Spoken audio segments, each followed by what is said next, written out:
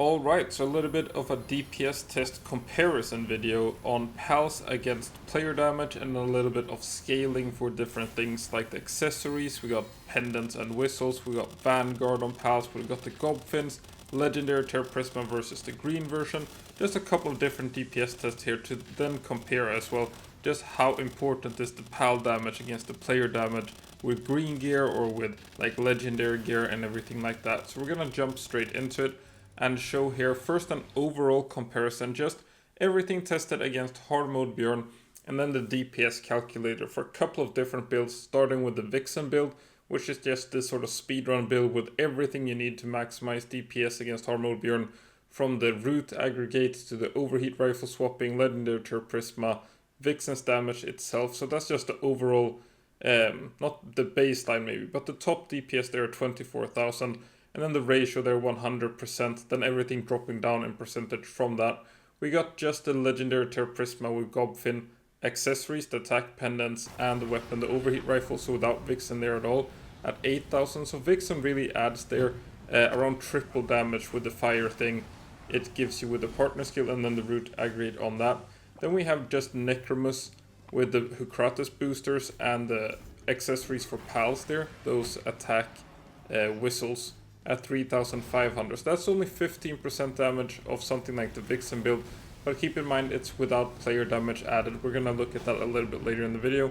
But then it goes on from there all the way down. We got just basic Neptilius, we got Neptilius with boosters, we got just basic Incineram as well, as a little bit weaker than Neptilius but still fire element, and then just a basic Soothsayer, which not max, just random IVs, just a max level Soothsayer, no souls, no condensing, nothing like that.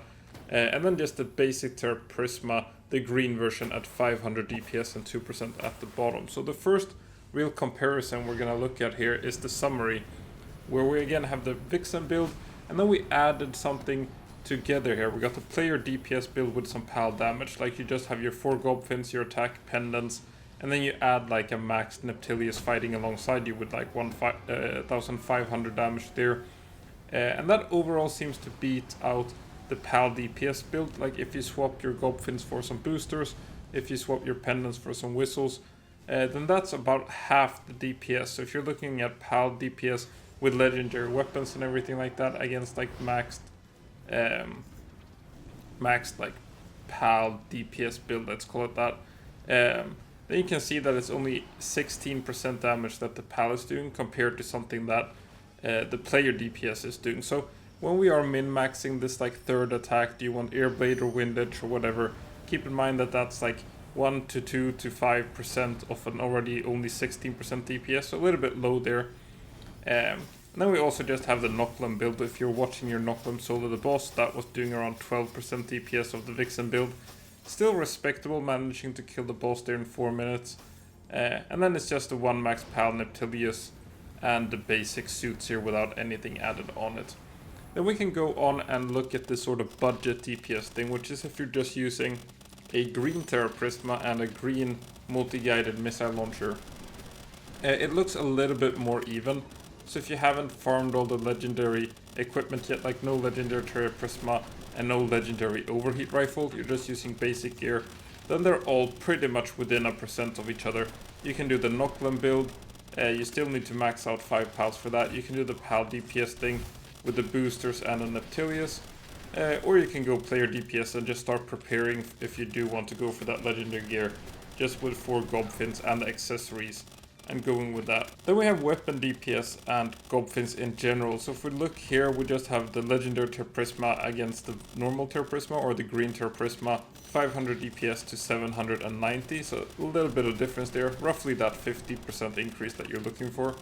And then we start adding like accessories and Gobfins one by one, and we can see that the Terra Prisma plane, which is that green version, it does a little bit better with Gobfins than it does with accessories, or quite a bit better. And we can also see that accessories and Gobfins together, they don't stack super well. Like they do stack, but you don't have to go for both of them. You could potentially mix a little bit with going like, if you have Gobfins you could go attack pendants, or if you have boosters then you can go or if you have Gobfins you can go to attack whistles, and if you have the booster pals you go to attack pendants for the player damage. So you can mix and match there a little bit.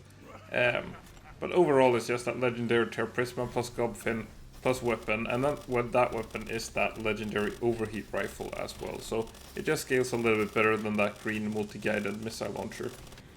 And then just looking at PAL DPS, you can see that you got that Necromus with the booster and accessory doing that rock burst build, doing the most DPS. Then just Neptilius, a high attack stat PAL, doing that normal like Dark Wisp Airblade Flame Funnel build. And we compare that Neptilius with and without boosters, without accessories. Boosters winning out a bit over the attack whistles there as well. And then it's also just Neptilius, Incineram and Soothsayer basic versions fighting on their own. And the DPS there seems to be, well, by adding absolutely everything, we got the rock bursting Necromus build. It's still only like adding 4 times damage to it compared to farming all the player stuff. So you could just potentially add some basic paths. I feel like for hard mode Bjorn or something like that, you're mainly just looking for the PAL to survive. So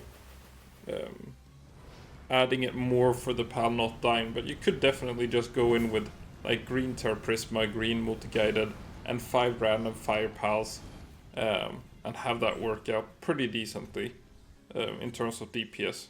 But that's it for this video, so thanks for watching.